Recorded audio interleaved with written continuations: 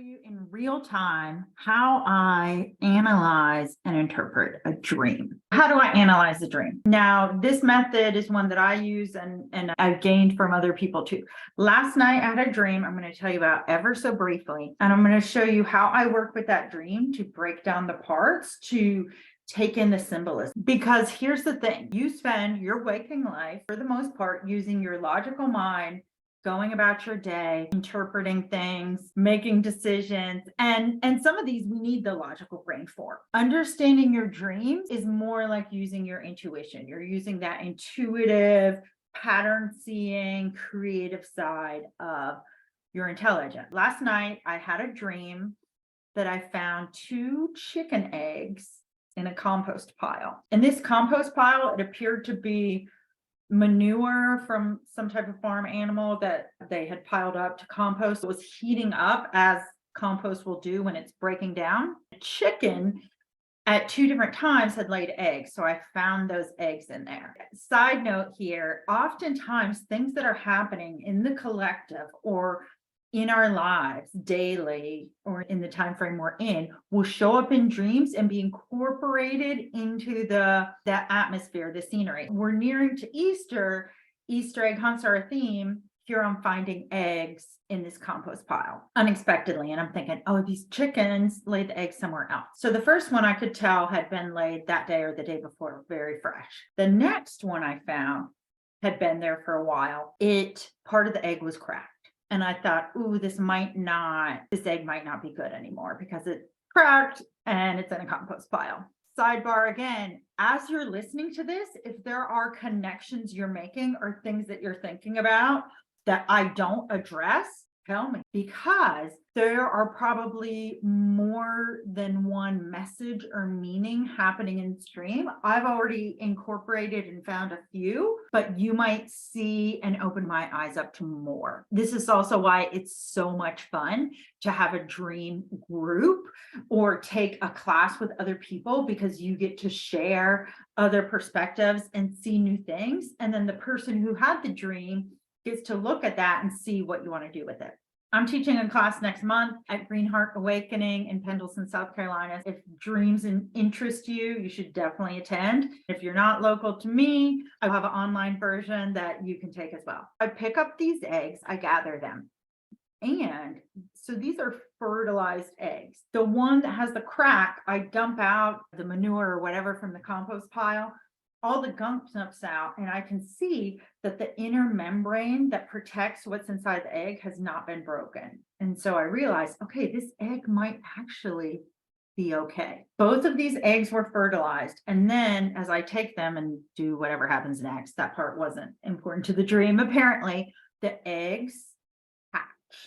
Now, one of them, the one that was the newer egg that had been sitting on the top of the compost pile, this is a very low maintenance egg. I'll come back to that. The other one that was cracked, I'm paying extra attention to it because I don't know, is this going to survive? Is it going to be okay? I end up lifting part of the membrane off of the animal's face so that it can breathe. I hear it taking the oxygen and I think, okay, it's going to be okay. I'm super excited because I'm thinking it's going to live. Now, I said at the beginning, I thought these were chicken eggs. They weren't. They were dinosaur eggs, or maybe it's possible they were alligator eggs. At this point, the animal changes. It appears to be some type of ancient dinosaur creature. Alligators are very ancient creatures as well. They've been on this earth for thousands of years. It's a reptile with a long snout, similar to an alligator, but the rest of it doesn't have an alligator's body. It's more like a pterodactyl's body, although it didn't have wings. This animal then comes out of the egg, and I'm relieved to think, okay, even though it was laid on the compost pile, even though it got cracked and it looks like it was there for a few days cracked, it still hatches, it's still okay. I'm monitoring these 2 now hatched dinosaurs. The scene shifts so that we're in a school. I'm sitting next to one of the other dinosaurs in class. This dinosaur is so smart, it's taking notes.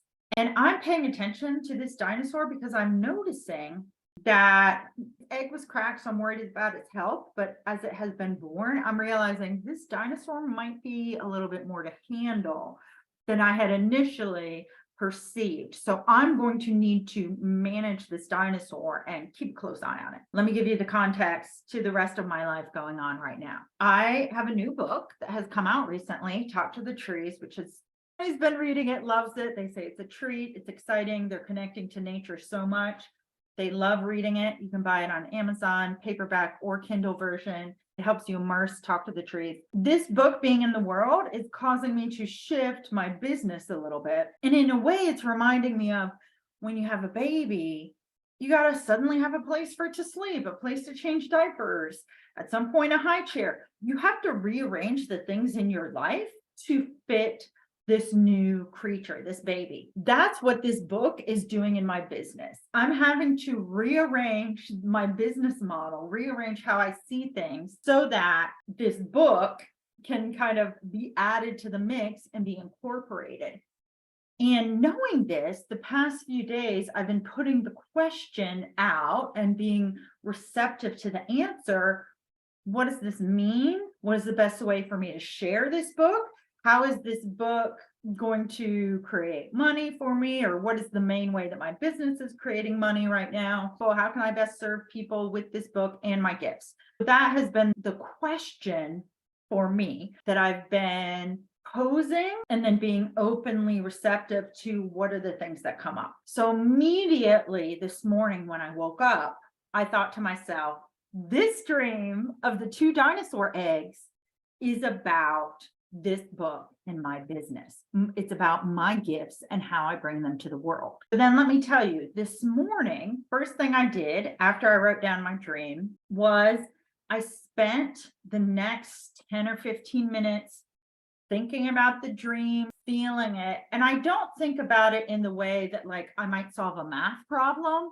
I more think about it in a free association math problem. I more think about it in a free association. I'm moving my body like this because that's what I feel like is happening in my mind.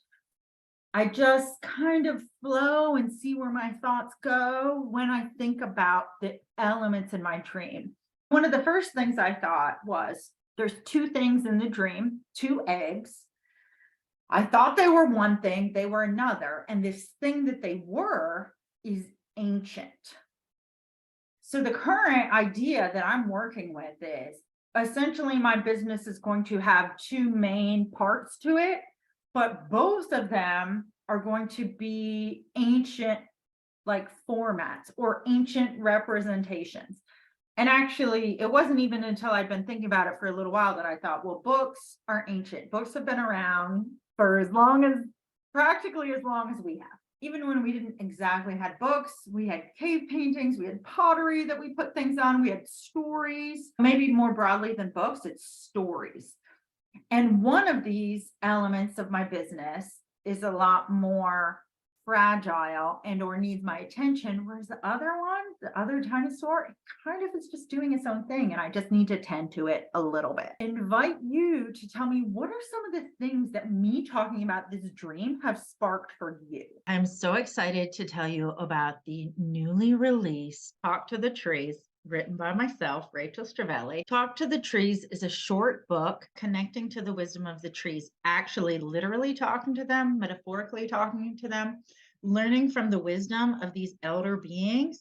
What can we gain from them in terms of resilience, how to get through hard times, how to approach the times that we're in, dealing with hardships of life? You can buy it at the places linked below. Check it out, share it with a friend, buy it for a friend, and spread the word.